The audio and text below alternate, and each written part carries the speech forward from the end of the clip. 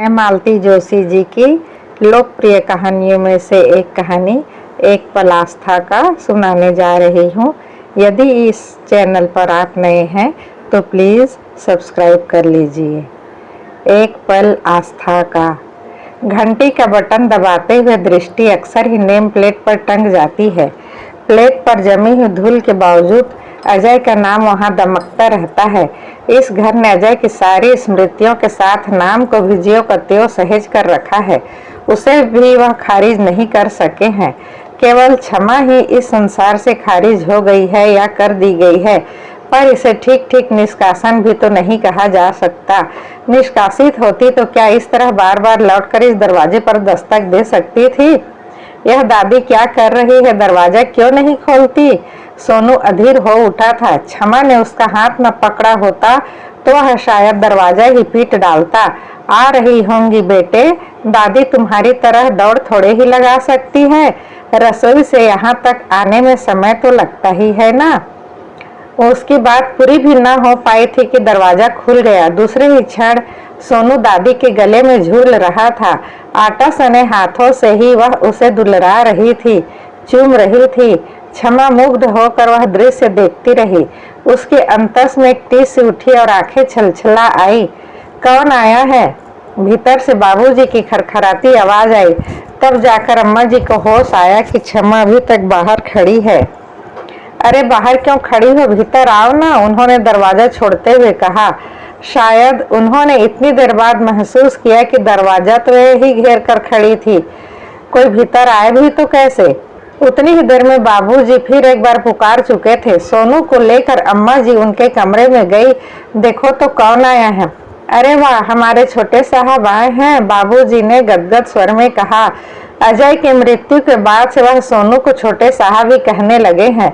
शायद उस शून्य इसे संबोधन से भरना चाहते हो। सोनू दौड़कर बाबूजी की गोद में चढ़ गया था। उसे चूमते हुए उन्होंने पूछा, अकेला ही आया है? अकेला कैसे आएगा, बहू भी आई है। नाटक में एंट्री का इंतजार करते पात्र की तरह क्षमा एक और खड़ी थी। अम्मा जी की बात से जैसे उसे क्लू मिल गया। उसने आगे बढ़कर पहले अम्मा जी के फिर बाबूजी के पांव छुए। जीती रहो बेटा, सदा सुहागन रहो। क्षमा को लगा कि सदा सुहागन कहते हुए बाबूजी की आवाज कांप गई है। उसने आंखें उठाकर उनकी ओर देखा। हर बार की तरह आज भी लगा कि मृत्यु के एक कदम और पास पहुंच गए हैं। आप कैसे हैं बाबूजी? कुछ पूछने की खातिर ही उसने पूछ लिया। देख तो रही हो बिटिया, उन्होंने तो बस एक नामालूम सा जवाब दे दिया। इस विषय पर कहने सुनने के लिए अब कुछ नया था ही नहीं। सोनू की धींगा मुश्ती शुरू हो गई थी। क्षमा ने जरा कड़े स्वर में उसे डांटना चाहा। सोनू नीचे उतरो, बाबूजी को तंग नहीं करते। तो बाबूजी ने उसे रोक दिया। करने दो बहू, कौन सा मुझे रोज तंग करने आता है। रोज तो यूं ही पड़े पड़े खटिया तोड़ा करता हूँ, एक दिन थोड़ी वर्जिश ही सही। बाबूजी का वह स्वर उसे भीतर तक मथ गया। अपने आंसू छिपाते हुए किचन में चली आई। अम्मा जी आप रहने दीजिए, मैं बना लूंगी, उसने सिंक में हाथ धोते हुए कहा। अरे अभी 5 मिनट में बन जाती है, तू आई है तो 2 घड़ी आराम कर। अच्छा ऐसा कीजिए, आप आटा सान कर रख दीजिए, तब तक मैं चाय बना लेती हूँ, आप लेंगी? हाँ 2 घूंट ले लूंगी। अपने बाबूजी से मत पूछना, वह मना नहीं करेंगे, पर नुकसान करती है उन्हें। वह चाय बना रही थी तब तक पूरा घर गाड़ियों के शोर से भर गया था। बाबूजी ने शायद सोनू के खिलौनों की पेटी खोल दी थी। बेटे की यादों की तरह उन्होंने पोते के खिलौने भी सहेज कर रखे हुए थे। ओफो अम्मा जी देखिए तो, बाबूजी भी कमाल करते हैं, सारे के सारे खिलौने निकाल कर दे दिए। अब पूरे घर में पसारा हो जाएगा। हो जाने दे, भागवानों के घर में ही पसारा होता है। साफ सुथरे घर को कोई क्या करे। रौनक तो तब होती जब पूरा घर इस तरह बिखरा होता है। तू इसकी चिंता मत कर, मैं सब मेट लूंगी, मुझे और काम भी क्या है। क्षमा कुछ नहीं बोली। उसे मालूम है इस घर में सोनू के खिलाफ एक अक्षर भी सुना नहीं जाएगा। कई बार उसे लगता है कि अच्छा हुआ जो सोनू को अपने साथ ले गई, यहाँ तो लोग उसे चौपट ही कर देते। उसे साथ क्यों नहीं ले आई? चाय पीते अम्मा जी ने पूछा। किसे? क्या नाम है उसका? जितेंद्र? सत्यजीत नाम है, जीतू बुलाते हैं। हाँ उसे भी ले आती ना, हमें अच्छा लगता। नहीं अम्मा जी, दोनों मिल जाते हैं तो बहुत तंग करते हैं, 5 मिनट चैन से बैठने नहीं देते। वैसे भी अपनी दादी के बगैर रहता नहीं है। ठीक तो है, बेचारों ने माँ की तरह पाला है। कहते हैं 20 दिन का था जब उसकी माँ मरी थी। अब वह अम्मा जी को कैसे बताती कि वह जीतू को जानबूझकर साथ नहीं लाई। उसकी दादागिरी से निजात पाने के लिए तो सोनू को यहाँ लाती है।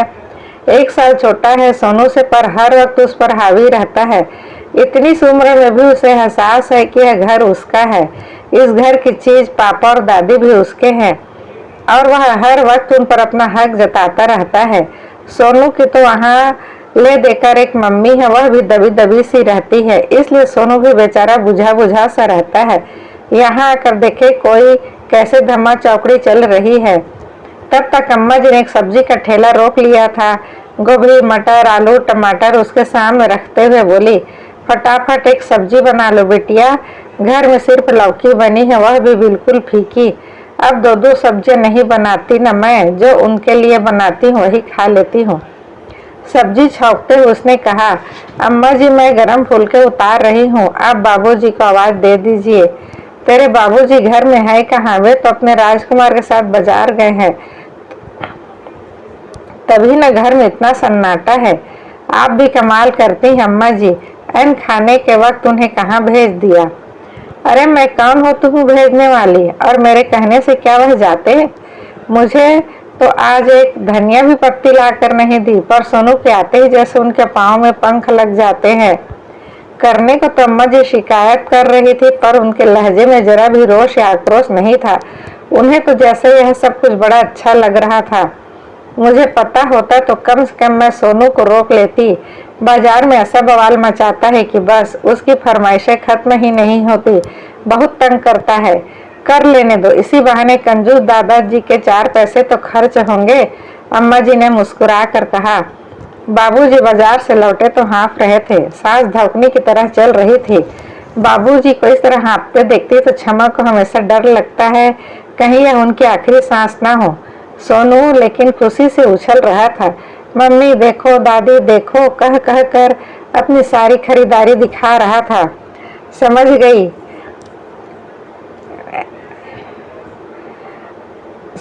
उतनी देर में बाबूजी की जेब काफी हल्की हो गई होगी।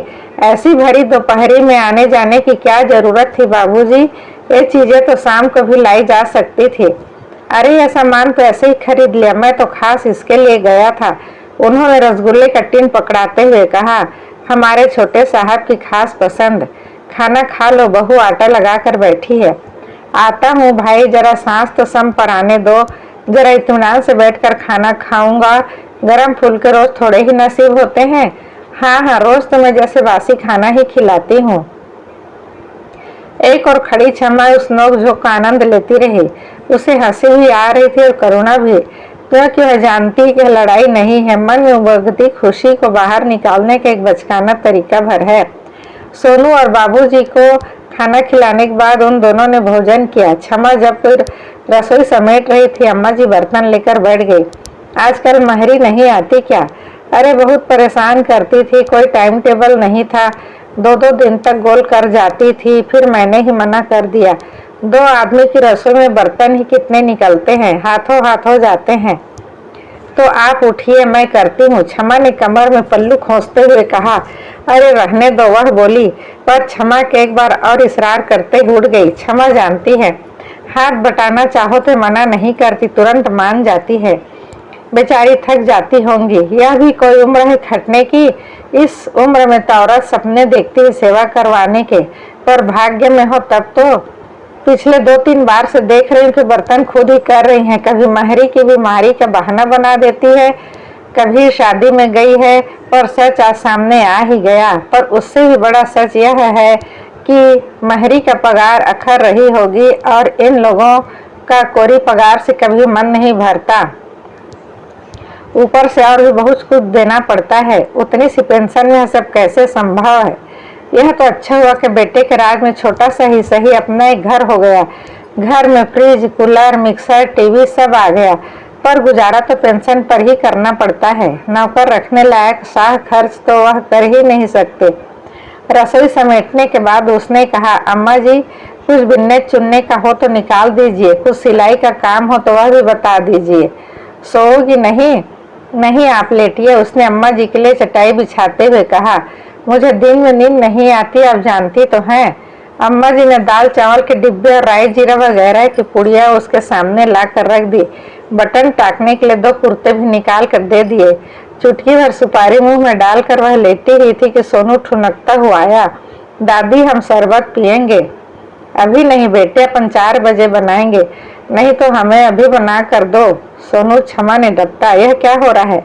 क्यों दादी को तंग कर रहे हो? करूंगा, और मेरी दादी है। तुम्हारी दादी है तो क्या 2 घड़ी आराम भी नहीं करने दोगे? रहने दो बहू, वह कौन सा रोज मुझे तंग करने आता है?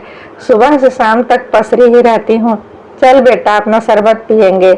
घुटनों पर हाथ देते हुए वह उठी। अनजाने ही उनके मुंह से कराह निकल गई। थकान और पीड़ा के चिन्ह चेहरे पर साफ झलक रहे थे, पर वह बड़े मनोयोग से अपने नन्हे राजकुमार के लिए शरबत का सरंजाम करती रही। क्षमा असहाय से सब देखती रही। आजकल सोनू ने नया तमाशा शुरू किया है। यहाँ आकर वह इसी तरह बात बात पर ठुनकने लगता है। जानता है यहाँ उसकी हर फरमाइश पूरी होगी और मम्मी भी डांट नहीं पाएगी। दरअसल वह जाने अनजाने जीतू की नकल करने लगा है। वह भी इसी तरह अपनी दादी को परेशान करता है। वह भी 12 साल की बच्ची की तरह उसके आगे पीछे डोलती रहती है। कभी कभी तो इतना गुस्सा आता है कि शरबत पीने के बाद सोनू दादी के बगल में आकर लेट गया। दादी, कहानी सुनाओ ना। बेटे, दिन में कहानी नहीं सुनाते, मामा रास्ता भूल जाता है। जीतू का मामा तो रास्ता नहीं भूलता, उसकी दादी तो उसे रोज कहानी सुनाती है। वह तेरी भी दादी है बेटे। नहीं, मुझे वैसी वाली दादी अच्छी नहीं लगती। क्यों रे? वो तो खूब सुंदर है, एकदम गोरी चिट्टी। एक बार बोल दिया ना, वो हमें अच्छी नहीं लगती। सोनू, यह क्या बदतमीजी है? आवाज नीची करो। हम आपसे बात नहीं कर रहे, हम अपनी दादी से बोल रहे हैं। उसने तड़ से एक जड़ देने की इच्छा हुई, पर उठा हुआ हाथ बीच में रुक गया। पता नहीं अम्मा जी क्या सोचेंगी। उन्हें लगेगा वहां भी इसी तरह मारती धमकाती रहती होगी, तभी तो बच्चा ऐसा कुम्हलाया सा रहता है। कभी कभी लगता है जैसे सोनू उसका बेटा नहीं, किसी की अमानत है। उसका काम सिर्फ उसका परवरिश करना है। अपने को थोड़ा संयत करके उसने सोनू से कहा, तुमने शरबत पी लिया ना? अब जाओ, दादाजी के पास जाकर चुपचाप सो जाओ। 4 बजे तक कोई आवाज नहीं होगी, समझे? सोनू समझ गया कि मम्मी के आदेश पर कोई अपील नहीं हो सकती। चुपचाप दादाजी के बगल में जाकर लेट गया। जीतू की देखा देखी बहुत जिद्दी होता जा रहा है। क्या वह बहुत जिद्दी है? और क्या, दादी उसे पान फूल की तरह सहेजती जो है। कहती है, मैं इसकी दादी नहीं, माँ हूँ। 20 दिन का था जब से इसे पाल रही हूँ, इसके आंसू मैं नहीं देख सकती। तुम कहती नहीं? क्यों कहूँ? सौतेली माँ का तो ऐसे ही बदनाम होती है। साफ दिख रहा है कि बच्चा बर्बाद हो रहा है, पर चुपचाप देखती रहती हूँ। उसकी देखा देखी यह भी बिगड़ रहा है, पर बार बार अपने बच्चे को डांटना भी तो अच्छा नहीं लगता। कहते कहते ही उसके मन में सोनू के लिए ममता उमड़ आई। नाहक बेचारे को झिड़क दिया। यहीं आकर तो थोड़ा मन की कर पाता है। वह चुपचाप उठी और बाबूजी के कमरे में झांक आई। सोनू सो गया था, दोनों टांगे बाबूजी के ऊपर थी। यह भी एक तरह से जीतू की नकल ही थी। उसे ठीक से सुलाने का ख्याल भी आया, पर बाबूजी की नींद टूट जाने के डर से चुपचाप अपनी जगह पर आकर बैठ गई। वे उसे प्यार तो करती है ना? अम्मा जी ने बातों का सिलसिला पुनः आरंभ करना चाहा। कौन मम्मी जी? क्या पता करती भी होंगी, कम से कम दुत्कारती तो नहीं है। मेरे लिए इतना ही बहुत है। और वह दुष्ट है ना, वह तो सोनू को दादी के पास फटकने भी नहीं देता, जैसे वह उसकी अकेले की प्रॉपर्टी है। श्री राम, अम्मा जी ने उसांस भरी और करवट बदल कर लेट गई, पर क्षमा बिना देखे भी जान गई इस समय उनकी आंखें गीली हो रही थी। कब झपकी लग गई पता नहीं चला। क्षमा वही नंगे फर्श पर हाथ का तकिया बनाकर लेट गई थी। अम्मा जी ने चाय के लिए जगाया तब 5 बज रहे थे। कुछ बिछाकर तो सोती बिटिया, शरीर अकड़ जाएगा ना। कप हाथ में लेते उसने देखा अम्मा बाबूजी कहीं जाने के लिए तैयार खड़े हैं। सोनू जी भी बैग से कपड़ा निकालने की कोशिश कर रहे हैं। आप लोग कहाँ जा रहे हैं? उसने सोनू को कपड़े पहनाते हुए पूछा। हाँ, थोड़ा बाजार हो आते हैं। अभी सुबह तो इतनी सारी चीजें लाए हैं। वो तो फालतू सी चीजें थी, इसका जन्मदिन आ रहा है ना, एक ड्रेस ले आते हैं। उसमें तो अभी 1.5 महीना बाकी है बाबूजी, तब तक तो कपड़ों की गत बना देगा। कोई बात नहीं, हमारी तरफ से एडवांस गिफ्ट ही सही। बेटे तुम 1.5 महीने की बात करती हो, मुझे तो अपने कल पर भी भरोसा नहीं रहा। वह चुप हो गई। बाबूजी आजकल बात बात पर मृत्यु का हवाला देने लगे हैं। जवान बेटे की मृत्यु ने उन्हें जीवन की क्षण भंगुरता का निकट से परिचय करवा दिया है। जाने के लिए दोनों मानसिक रूप से तैयार बैठे हैं। पता नहीं कौन पहले जाएगा, पर पीछे जो भी रहेगा वह बहुत दुखी होगा। उन लोगों के चले जाने के बाद क्षमा को एहसास हुआ कि उसने एक बार भी चलने को नहीं कहा गया। शायद वे सोनू के सानिध्य में किसी से हिस्सा बांट करना नहीं चाहते थे, या शायद सोनू ने ही मना कर दिया हो। उसे आजकल मम्मी की टोका टाकी अच्छी नहीं लगती। अब इस खाली समय का वह क्या करे। शाम के खाने का भी कोई झंझट नहीं। बाबूजी तो रात को खिचड़ी ही खाते हैं। सुबह की सब्जी और 2-4 रोटियां पड़ी है, सास बहू आराम से खा लेंगी। ना हुआ सोनू के लिए 2 पराठे सेक देगी। उसने रसोई पर सरसरी नजर डाली। वहाँ काफी कुछ करने की गुंजाइश थी। अम्मा जी से तो आजकल कुछ होता नहीं है। सारा उत्साह ही जैसे निचुड़ गया है। स्टूल पर चढ़कर उसने सेल्फ से सारे डब्बे उतार लिए। आधे से ज्यादा तो खाली ही थे। उन्हें अलग करके शेष डिब्बों को उसने धो पोंछ कर चमकाया और तरतीब से जमा किया। किचन टेबल पर लगी कालोज चाकू से रगड़ कर साफ कर दी। सिंक में ब्रश फेरा। पानी भरने के बर्तनों को मांझ कर रख दिया। रसोई के बाद उसने बाबूजी के कमरे को रुख किया। उनके पलंग की चादर बदली, किताबों की अलमारी ठीक से जमाई, इधर उधर पड़े हुए अखबारों को तहा कर रखा, दवाइयों की अलमारियों का कागज बदला, खाली शीशियां और दवाइयों की पन्नियां डस्टबिन में फेंक दी। फ्रिजल खोल कर देखा, डीप फ्रास्ट करना जरूरी था। उसे रात के लिए मुलतवी करके उसने सोफा कवर बदले, कारपेट झटकारा, जूतों की अलमारी ठीक की। टीवी का स्क्रीन पोंछते हुए अनायास उसकी नजर अजय के फोटो से टकराए और उसके हाथ वहीं रुक गए। इतने मनोयोग से वह काम किए जा रही थी कि अनायास एक धक्का से लगा। वह यहाँ क्या कर रही है, क्यों कर रही है? इस घर में उसकी दखल अंदाजी कहीं अनाधिकार चेष्टा तो नहीं? इस ललक से उसने अपने नए घर में तो कभी कोई काम नहीं किया। क्यों? क्योंकि वह घर मम्मी जी का था। वह गृहस्थी मम्मी जी की थी। उस घर की हर वस्तु पर उनकी छाप थी। छोटे बड़े हर निर्णय पर उनकी मुहर थी। नाश्ते में क्या बनेगा, खाने में सब्जी कौन सी पकेगी, दाल कौन सी चढ़ेगी, सब वही तय करती थी। धोबी की डायरी, दूध के कूपन, बनिए की कॉपी, गैस की पासबुक, सब कुछ उनके पास था। बेचारी अम्मा जी निवृत्त होने के बाद दोबारा जबरदस्ती गृहस्थी में झोंक दी गई थी। अब वे बेमन से बेगार ढो रही थी।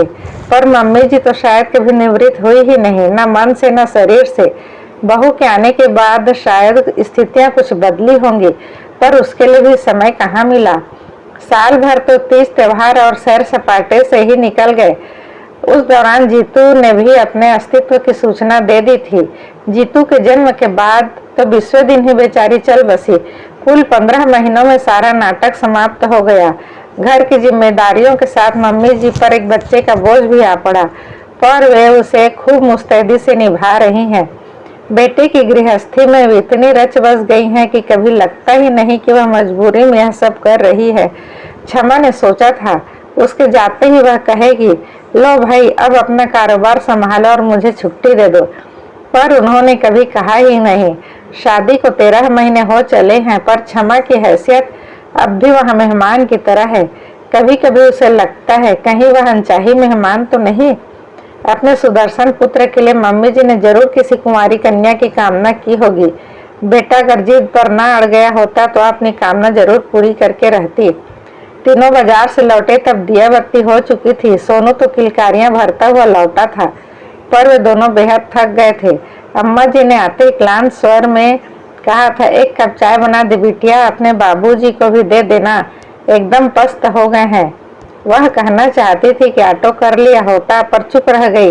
घर की चरमराती आर्थिक व्यवस्था वह देख रही थी। उस पर सोनू की मेहमान नवाजी का अतिरिक्त भार भी वह महसूस कर रही थी। चुपचाप चाय बनाने चली गई। चाय लेकर बाहर आई तो देखा सोनू तो कपड़े बदल कर टीवी के सामने डट गया है, पर दोनों प्राणी कमरे में है। अम्मा जी तो कोरी साड़ी पहनकर ही बिस्तर में पसर गई थी। बाबूजी आराम कुर्सी में लेटे हुए थे। घर को देखकर ही लगता था कि यहाँ लक्ष्मी का फेरा हुआ है। अम्मा जी ने कहा, और क्या, तुमने तो उसे भूतों का डेरा बना डाला था। अम्मा जी उखड़ गई। देखो, 2 वक्त पका कर दे रही हूँ, इसे ही गनीमत समझो। इससे ज्यादा का मेरा बूता नहीं है। हाँ, जानता हूँ, भगवान सब समझता हूँ। मैं तो मजाक कर रहा था, पर तो तुम आजकल मजाक भी नहीं समझती, एकदम चढ़ बैठती हो। फिर बाबूजी क्षमा की और मुखातिब हुए, सच बिटिया, सिर्फ हम ही तुम्हारा इंतजार नहीं करते, यह घर भी तुम्हारी बात जोहता रहता है। बाबूजी का स्वर भीगा हुआ था। क्षमा कभी गला भर आया, बोली, बाबूजी, मैंने तो कभी इस घर से जाना ही नहीं चाहा था, आप ही ने। हाँ, मैंने जबरदस्ती तुम्हें भेज दिया, यही ना। यह काम मैंने बहुत खुशी से नहीं किया बिटिया, कलेजे पर इतना बड़ा पत्थर रखना पड़ा था। बहुत मजबूरी में मैंने यह कदम उठाया था, क्योंकि जमाना बहुत खराब चल रहा है। एक अकेली औरत को लोग चैन से जीने नहीं देते। तुम्हारा कोई भाई होता या माँ ही जिंदा होती तो कोई चिंता नहीं थी, पर केवल हमारे सहारे तो तुम इतना बड़ा जीवन काट नहीं सकती। उन दिनों तुम नौकरी पर भी जाती थी तो तुम्हारे लौटने तक हमारे प्राण घर में लटके रहते थे। अब तुम अपने घर में सुरक्षित हो, हम लोग भी चैन की नींद सो लेते हैं। कभी कभी लगता है बाबूजी कि सोनू के हक में अच्छा नहीं हुआ। मुझे तो घर मिल गया, पर एक तरह से बेघर हो गया, अपनी जड़ों से उखड़ गया है। काश वह यहाँ रह पाता। अगर उसे ही रखने लायक होते तो क्या हम तुम्हें यहाँ से जाने देते? नहीं बिटिया, हमारा कोई भरोसा नहीं है, पक्के फल हैं, किसी दिन टपक जाएंगे, कह नहीं सकते। फिर तो उसे तुम्हारे पास भेजना ही पड़ता। उतनी देर बाद क्या वह उस घर में एडजस्ट हो पाता? क्या वे लोग उसे सहज भाव से स्वीकार कर पाते? और हम उसे रख भी लें तो बच्चे के मन में सदा के लिए गांठ पड़ जाएगी कि मम्मी अपने सुख के लिए छोड़कर चली गई। और सच बात है बेटा कि हम लोग उसे केवल प्यार दे सकते हैं, दुलार दे सकते हैं, पर बढ़ते हुए बच्चे के लिए रख रखाव भी जरूरी है, साज संभाल भी जरूरी है। यह काम दादा दादी के वश का नहीं है। इसके लिए माँ बाप दोनों का स्नेह चाहिए, अनुशासन चाहिए। तुम यह बात मन से एकदम निकाल दो कि तुम सोनू के साथ कोई अन्याय कर रही हो। मैंने इस शादी में केवल तुम्हारा कल्याण नहीं देखा था, सोनू के उज्जवल और सुरक्षित भविष्य का भी सपना देखा था। बाबूजी उसे हमेशा इसी तरह आश्वस्त करते हैं, सांत्वना देते हैं। उतनी देर का मन मान जाता है, पर जब जाते ही वहां से सब उलट पुलट हो जाता है। वह घर अभी भी उसका नहीं हो पाया है, सोनू का तो सवाल ही नहीं उठता। सुबह सुबह सोनू ने पेपर में जंगल बुक का विज्ञापन पढ़ लिया था और वह जिद पकड़ गया। क्षमा ने आसपास पता लगाया, एकाध हम उम्र तो मिल गया, पर कोई भी बड़ा बच्चा साथ जाने के लिए राजी नहीं हुआ। अकेले भेजने का तो प्रश्न ही नहीं था। बच्चे भी आजकल बच्चों वाली फिल्में कहाँ देखते हैं, उन्हें तो चटपटी मसालेदार फिल्में अच्छी लगती है। क्षमा भुनभुना रही थी, मैंने ढेर सारे कपड़े गला रखे हैं, फ्रिज भी डिफ्रॉस्ट हुआ पड़ा है, नहीं तो मैं ही चली जाती, पर 10 बजे तक का सब समेटना मुश्किल है। तो हम चले जाते हैं, बाबूजी ने कहा। आप? क्यों, हम क्या इतने बूढ़े हो गए कि पिक्चर भी नहीं जा सकते? क्यों भगवान? क्षमा ने तो सोचा कि अम्मा जी साफ मना कर देंगी, पर वे तो एकदम तैयार हो गई। क्षमा समझ गई, वह जैसे सोनू के साथ एक पल भी खोना नहीं चाहती। बाबूजी भी जैसे सोनू की हर इच्छा पूर्ण करने का संकल्प लिए हुए हैं। फिर उसने कोई प्रतिवाद नहीं किया और सोनू को तैयार करने लगी। चलते समय सोनू का वाटर बैग, सैंडविच और रुमाल के साथ एक 50 का नोट भी अम्मा जी के हाथ में ठूस दिया। बाबूजी से तो कहते मुझे संकोच होता है, पर आप लोग बस या टेम्पो के झंझट में मत पड़िएगा, दोनों वक्त ऑटो ही कीजिएगा। बाबूजी से कहते हुए सचमुच संकोच होता है। उनका आजकल एक ही तकिया कलाम है, हमने तुम्हारा कन्यादान किया है, अब तुमसे कुछ लेने का हमारा हक नहीं बनता। अब तो वह यह भी नहीं कह सकती कि मेरे पैसों पर न सही, बेटे की पेंशन पर तो आपका हक है। बाबूजी जानते हैं कि शादी के साथ वह पेंशन भी बंद हो गई है। उन लोगों के जाने के बाद उसने सबसे पहले कपड़ों को निपटाया। जब भी यहाँ थी, घर के पर्दे, चादरें और बाबूजी के बाहर आने जाने के कपड़े धोकर जाती है। अम्मा जी का काम उतना ही हल्का हो जाता है। कपड़ों के बाद उसने फ्रिज को रुख किया। 12 घंटे के बाद भी बर्फ पूरी तरह पिघली नहीं थी। इक्के दुक्के अब भी यहाँ वहाँ फंसे हुए थे। उसने जतन से धो पोंछ कर फ्रिज को चमकाया, फिर सारा सामान यथा स्थान जमा दिया। सामान वैसा ही था क्या? हाँ, 5-6 तरह की सब्जियां जरूर थी। वे क्षमा ने ही खरीदी थी। उन्हें बिन चुनकर प्लास्टिक की अलग अलग थैलियों में रखने के बाद उसने फ्रिज को बंद किया।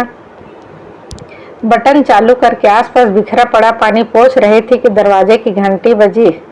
दरवाजा खोलकर देखा, श्याम सुंदर थे। पता नहीं क्यों इस घर में उन्हें देखकर वह असहज हो जाती है। अंदर आ सकता हूँ? ओह, आइए न, बैठिए, उसने कुर्सी को संकेत करते हुए कहा और पानी लाने चली गई। अपनी शर्म और हड़बड़ाहट छिपाने का यही एक उपाय था। और लोग कहाँ हैं? पानी के गिलास लेते हुए श्याम सुंदर ने पूछा। पिक्चर गए हैं, सोनू बहुत जिद कर रहा था। अच्छा हुआ जो तुम नहीं गए, नहीं तो मेरा चक्कर बेकार हो जाता। कोई खास काम था? यहाँ आने के लिए कोई खास काम ही होना चाहिए। तुमसे मिलने भी तो आ सकता हूँ। मेरा मतलब यह नहीं था। मेरा मतलब था कि उसने वाक्य पूरा करते नहीं बना, क्योंकि अभी अभी उसने लक्ष्य किया कि वे दो अजनबियों की तरह आमने सामने बैठे हैं। वह उनसे एक सुरक्षित दूरी बनाए हुए है और नितांत औपचारिक ढंग से बातें कर रही है। तुम्हारा मतलब कुछ भी रहा हो, मैं बुरा नहीं मानूंगा, क्योंकि मैं इससे भी कड़वी बातें सुनकर आ रहा हूँ। कहाँ से? साकेत से। हे भगवान, आप साकेत क्यों गए थे? मेरी किस्मत खराब थी और क्या। मम्मी ने बताया तुम घर गई हो तो सीधे तुम्हारे पापा के यहाँ चला गया। यहाँ का ख्याल ही नहीं आया। अब क्षमा कैसे कह दे? घर के नाम पर यही घर याद आता है, पीहर का तो ख्याल ही नहीं आता। दरअसल सोनू बहुत जिद कर रहा था। ठीक ही तो है, ये लोग उसकी बाट भी जोहते रहते हैं। हाँ, सोनू के आने से इनकी जिंदगी में थोड़ी रौनक सी हो जाती है। देखिए ना, कल से उसे लेकर घूम रहे हैं। पता नहीं कितना रुपया फूंक डाला होगा। मुझे तो कभी कभी इतना संकोच हो जाता है। कभी कभी साकेत भी हो आया करो। तुम्हारे पापा भी एकदम अकेले हैं। कुछ कह रहे थे? खूब सनक रहे थे। मैंने तुम्हारे बारे में पूछा तो बोले वह यहाँ क्यों आने लगी? उसके सगे तो वहाँ विष्णुपुरी में बसते हैं। उन लोगों ने शादी क्या करवा दी, वे उसके लिए सबसे बड़े धर्मात्मा पुण्यात्मा हो गए। कल को जब बेटे को बेदखल कर देंगे तब इसे अकल आएगी। फंड पर तो हाथ साफ कर दिया, पेंशन भी डकार रहे हैं। क्या बात करते हो? आपने बताया नहीं कि? अरे भाई, सब बता दिया। पहले भी कई बार बता चुका हूँ कि फंड फिक्स्ड में डाल दिया है। पेंशन सोनू के नाम से जमा हो रही है। उसे क्षमा के मर्जी के बिना कोई छू भी नहीं सकता, पर उन्हें विश्वास ही नहीं होता। उन्हें तो यह भी डर है कि ये लोग सोनू को जायदाद से बेदखल कर देंगे। कौन सी जायदाद? यही छोटा सा घर ना। हाँ, पापा को डर है कि बाबूजी यह घर अपनी बेटी के नाम कर जाएंगे और सोनू टापता रह जाएगा। कह रहे थे मेरी बेवकूफ बेटी ने अपने लिए तो घर ढूंढ लिया, पर अपने बेटे को बेघर कर दिया। शर्म और संकोच से गड़ गई क्षमा। उसे पापा पर इतना गुस्सा आ रहा था। यह बात क्या उसके पति से कहनी चाहिए? पता नहीं क्यों वह क्षमा की दूसरी शादी से बौखलाए हुए थे। शायद उन्हें बाबूजी की नीयत पर भरोसा नहीं है, या उन्हें उम्मीद थी कि पति की मृत्यु के बाद क्षमा उनके पास आ जाएगी और उनका बुढ़ापा आराम से कट जाएगा। पर यह शादी नहीं भी होती तो वह क्षमा अम्मा बाबूजी के पास ही रहती, पापा के पास कभी नहीं जाती। सोनू को लेकर तो कभी भी नहीं। अब भी अगर लौटना हुआ तो इसी घर में लौटेगी। शादी तो पहले तो खैर मजबूरी थी, पर अब वह निरंकुश शासन को झेल नहीं पाएगी। सोनू जी बिगुल बजाते हुए घर में दाखिल हुए थे, पर अतिथि को देखकर एकदम चुप हो गए। हेलो सोनू जी, यहाँ क्या ले आया आप? जरा हमें भी तो दिखाइए। सोनू चुपचाप उनके पास चला गया। उनकी गोद में बैठकर प्रश्नों को उत्तर देता रहा, पर उसके चेहरे से तनाव साफ झलक रहा था। दादा दादी कहाँ हैं? क्षमा ने पूछा। आ रहे हैं, उसने मरियल सी आवाज में जवाब दिया। क्षमा दरवाजे पर जाकर खड़ी हो गई, जैसे कि स्वागत करना बहुत जरूरी हो। वे लोग अपनी गति से सीढ़ियां चढ़ रहे थे। कौन आया है? बाबूजी ने पूछा। जीतू के पापा, क्षमा ने कहा, खुद ही झेप गई। पता नहीं क्यों श्याम सुंदर के लिए ही संबोधन याद आता है। क्या वे कभी सोनू के पापा हो सकेंगे? श्याम सुंदर ने आगे बढ़कर दोनों के पैर छू लिए। गदगद होकर आशीर्वाद देते हुए अम्मा जी ने कहा, मुन्ने को भी ले आते बेटा। जी वह मम्मी के बिना रहता कहाँ है। एक दिन बहन जी को भी लेकर आना बचवा। समधिन है हमारी, क्या ऐसे ही आ जाएगी। आप भी कैसी बातें करते हैं। अगली बार जरूर लेकर आऊंगा, निमंत्रण की जरूरत नहीं है। क्षमा चाय बनाने के बहाने भीतर चली गई।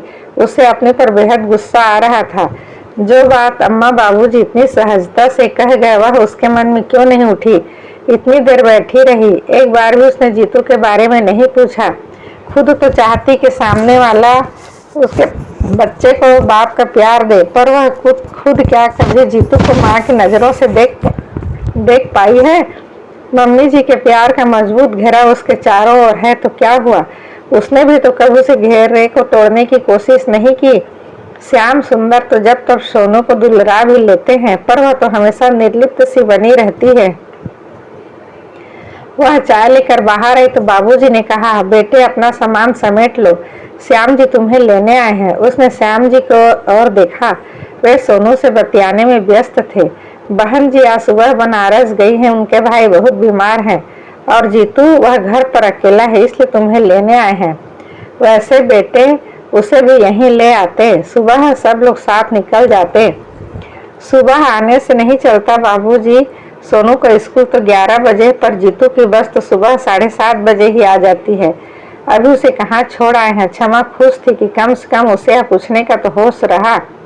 अभी तो पड़ोस में संध्या के पास छोड़ आया हूँ, सीधे यहाँ आता तो शायद ले भी आता। ठीक ही तो किया जो छोड़ा है।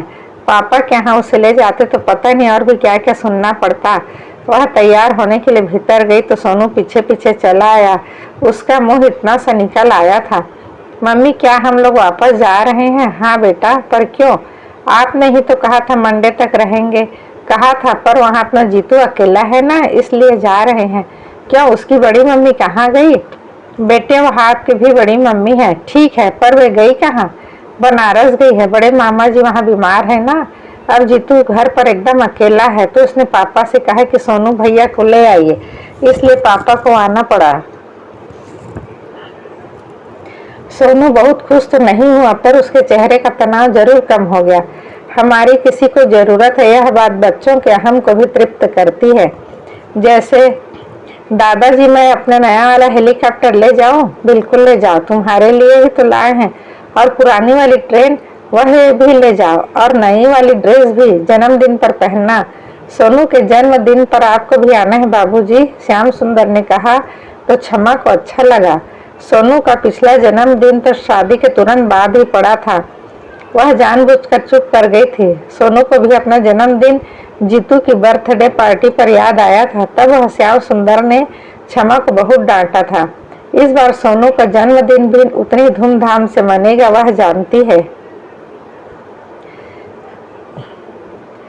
नीचे उतरने तक उसने बड़ी मुश्किल से सब्र किया। सड़क पर आते हुए बोली, चलने के लिए आप मुझसे भी तो कह सकते थे, बाबूजी से कहलवाने की क्या जरूरत है।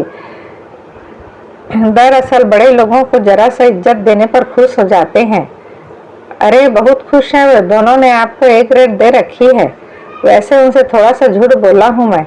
मामा जी कल रात को ही कुछ कर गए हैं, पर बुजुर्गों को एकदम किसी की मौत की खबर नहीं सुनानी चाहिए, शौक लगता है। इसीलिए मैंने जीतू को भी मम्मी के साथ नहीं भेजा। बच्चे भी उस माहौल से खौफ खा जाते हैं। पिछली बार नानी के समय गया था तो बहुत अपसेट हो गया था। अब तो गुमसुम बना रहा, उटपटांग सवाल पूछता रहा। मम्मी उसे छोड़कर जाने को तैयार नहीं थी, पर मैं भी अड़ गया। मैंने कहा, आपकी मर्जी है, जाना चाहो जाओ या ना जाओ, पर मैं बच्चे को उस माहौल में नहीं भेजूंगा। जीतू के जाने का तो खैर सवाल ही पैदा नहीं होता, पर आपको तो जाना चाहिए था। सुबह ही जाकर मुझे ले आते तो अच्छा था। तुम्हें क्या लगता है मम्मी उसे तुम्हारे भरोसे छोड़कर चली जाती। वह तो फिर शायद अपना जाना ही मुलतवी कर देती। मेरे पास छोड़ गई है, यही गनीमत समझो। श्याम सुंदर बोल तो गए, पर तुरंत ही उन्हें लगा कि बहुत गलत बात कह गए हैं। बात का रुख बदल कर बोले, मामा जी की मृत्यु का अफसोस तो है, पर जीतू के हक में एक बात अच्छी हुई। मम्मी के मोह पास उसे थोड़ी मुक्ति तो मिली। वह तो उसे बिल्कुल बच्चा बनाए हुए हैं, लगता है कभी बड़ा होने ही नहीं देगी। कोई माँ नहीं चाहती उसका बच्चा बड़ा हो। क्यों, क्योंकि बड़े होकर बच्चे अपने नहीं रह जाते, पराये हो जाते हैं। Very strange and very selfish also. यह तो बहुत ही स्वार्थ भरा दृष्टिकोण है। सो तो है। अब थोड़ी बच्चों के स्वार्थ की बात हो जाए। घर पास आ गया है, 2 आइसक्रीम का कप खरीद लेते हैं। पहली बार ऐसा हुआ कि बड़े आवेग के साथ घर की सीढ़ियां चढ़ी।